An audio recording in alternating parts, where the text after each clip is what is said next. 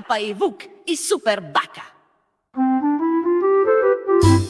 Crvenkapa, kao što ime samo kaže, imala je crvenu kapu, ili bolje rečeno crvenu kapuljaču, ali pošto zvuči mnogo lepše da se zove Crvenkapa, tako su je svi i zvali. Crvenkapuljača bi zvučalo baš komplikovano, zar ne? Jednog jutra mama joj pruži korpu i reče: Baka se razbolela, odnesi joj ručak, ali nemoj da skrećeš sa staze i ne pričaj sa strancima. A što je bilo u korpi? Pa, mirisalo je baš dobro. Možda je bila gibanica, a možda pita od krompira, takozvana krompiruša. Šta vi mislite, deco? Koju pitu je mama spremila za baku? Devojčica klimnu glavom i krenu veselo kroz šumu. Ptice su pevale, sunce je sijalo, a Crvenkapa je pazila da hoda samo stazom, kao što joj je mama rekla.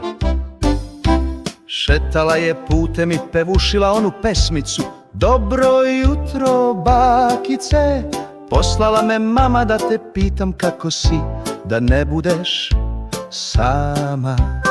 Ali onda iza drveta pojavi se Vuk, bio je velik siv i gledao je znatiželjno. Gde ideš, devojčice? Upita. Crvenkapa zastane, zbunjeno ga pogleda. Idem kod bake, bolesna je, i nosim joj ručak. Gde živi tvoja baka? Nastavi Vuk. U žutoj kućici ispod 3 velika hrasta, tamo na kraju staze. Vuk se nasmeši, zahvali joj i nestane među drvećem. Ešav. Crvenkapa je nastavila dalje, ne sluteci ništa. Ali Vuk je znao prečicu, trčao je kroz šumu, preskočio potok, zaobišao kamenje i stigao prvi do bakine kuće. Pokucao je na vrata i ušao. Kada je Crvenkapa stigla, vrata su bila malo otvorena. Ušla je tiho i prišla krevetu.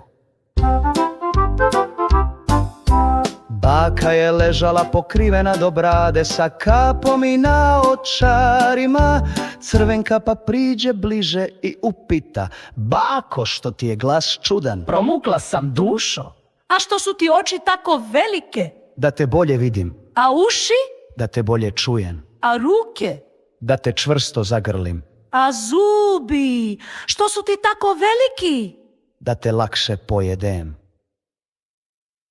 U tom trenutku Vuk skoči iz kreveta, Crvenkapa vrisne. Sad Crvenkapica biš trebalo da vrisne, da dođe lovac, uhapsi Vuka i izbavi baku iz ormara.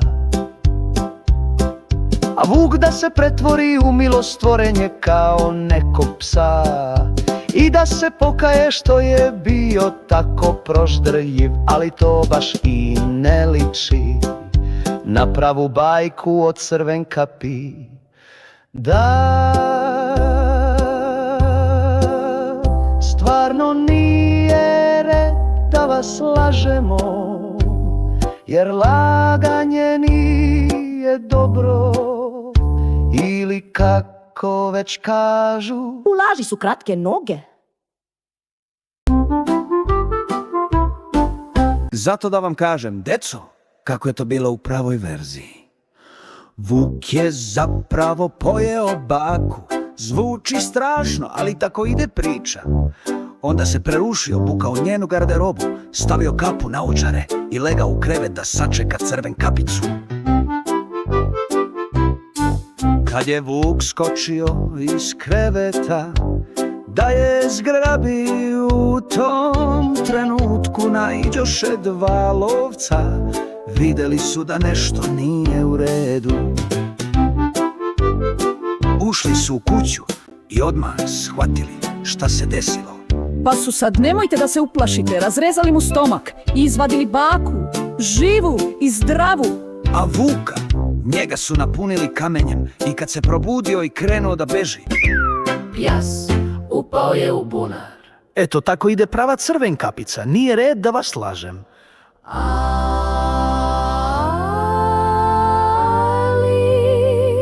Zar stvarno mislite da je moguće da Vuk priča, a tek da proguta celu baku u jednom zalogaju? Nije, nema šanse. Znate vi dobro, Baka bi ga tako isprašila metlom po zadnjici, da bi sve zvezde prebrojao. Tako se kaže, kad baka nekog tresne metlom. Jer baka, iako jeste bolesna, nije nemoćna. Jer baka jede kipanicu ili krompirusu. A takve bake imaju snage da oteraju Vuka očas posla. Eto, to je bila priča o Vuku i Crvenkapici.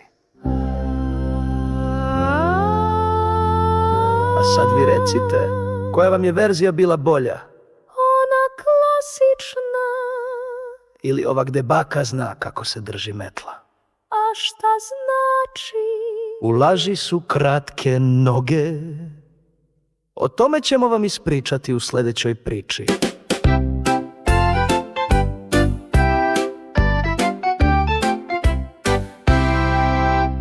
Klikni like i subscribe. Vidimo se uskoro.